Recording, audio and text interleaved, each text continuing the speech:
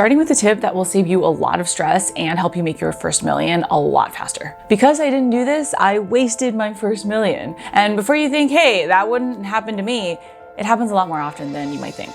Damon John, the Shark Tank investor and the founder of Fubu, talks about how he wasted his first 20 million. I believe this happens because if you're not prepared for it, that much money can be a shock to your system. I know the reason I went crazy and spent all my money was because it felt unreal. I grew up in a typical frugal Asian household, and I'd never really believed that I could truly make $1 million. So when I actually did, it felt like my one chance to experience being rich. I had to do all the things and buy all the things that I had never thought I'd be able to afford. Also, because I still saw myself as basically a poor girl who'd stumbled her way into $1 million, I spent that money trying to prove to myself and the world that I had made it. That's why I spent all the money on a super fancy apartment, buying designer things, flying only first class, and the fanciest memberships in the city. Let me tell you, when you are spending like that, $1 million goes fast. But I learned what I needed to learn, and here's what I recommend to make sure you don't make the same mistake.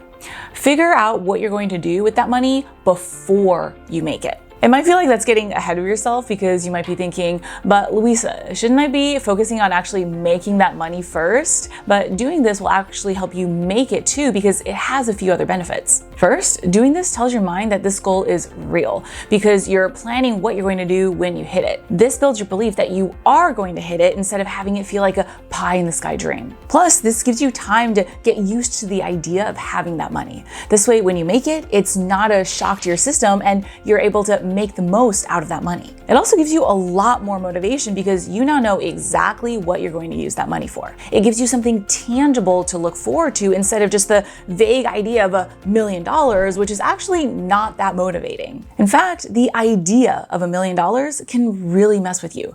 It actually slowed me down and made reaching 7 figures a lot harder. But I think that's how a lot of us are taught to think about money. I grew up in a home where if you made $60,000 a year, you thanked your lucky stars. Because of that, I had this idea that $1 million would be like a magical band-aid. Once I got it, all my problems would be solved. I know I am not alone. Have you ever thought, once I make this amount of money, I will be more confident, people will notice and respect me more, I'll be happier? But that really messes with your head. It made me feel like I had to be perfect and worthy before I could have that magical $1 million, which slowed me down a lot. I would do all these unnecessary things to try and feel worthy, like work myself to the point of burnout. Because if I worked hard enough, then maybe I could be worthy of that amount of money. Even worse, when something didn't go the way I hoped, like I got a rejection or I published some piece of content and it didn't get the response I was hoping for, I took that to mean that I wasn't meant for the destiny of having $1 million. This will keep you stuck like nothing else, because every time this happened, I took it to mean that I wasn't cut out for it, I wasn't smart enough, and it just wasn't meant to be for me. Then I'd take a few months off from trying to build my business because I needed to regain my confidence. All those months I took off added together, though, probably set me back by 2 to 3 years. On top of all of that, I was so scared of making the wrong move that it would paralyze me or cause me to make the wrong move. Like when I had a good revenue month, I would start wondering, what if I can't do it again? What if that was a fluke?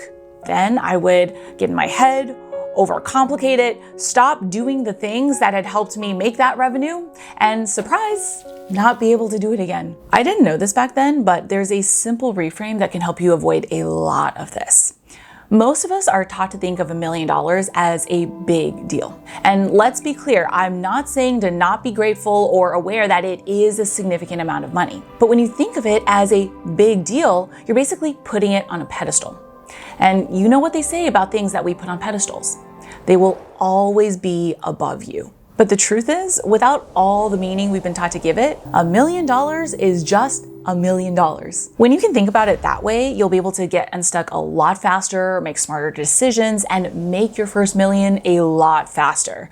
High five to that. But now let's talk about actually making it, because the way you make your first million is just as important. Back then, I felt like I needed to make my first million as fast as possible. Basically, speed was my only criteria. I guess you could say it paid off because I crossed over $1 million in sales in my first year in this business, but I paid a very high price for it.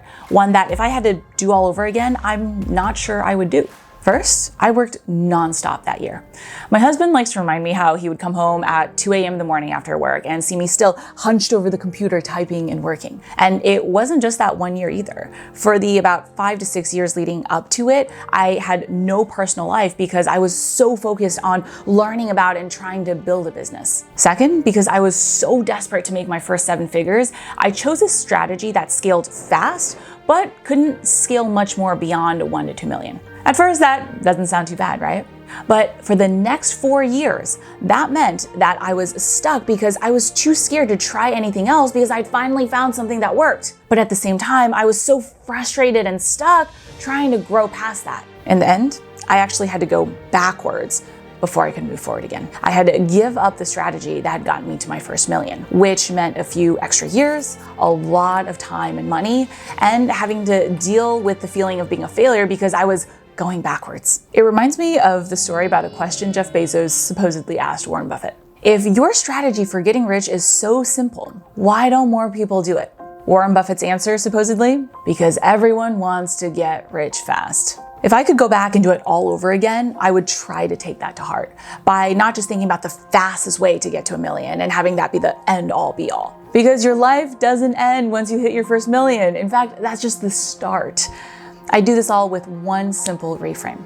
Set your goal as making your first million. With this reframe, you'll find yourself making different choices that set you up for more sustainable and ultimately more lasting, more profitable success. But that doesn't mean it has to be slow either. To see what I'd recommend doing to make your first million online, watch this next video.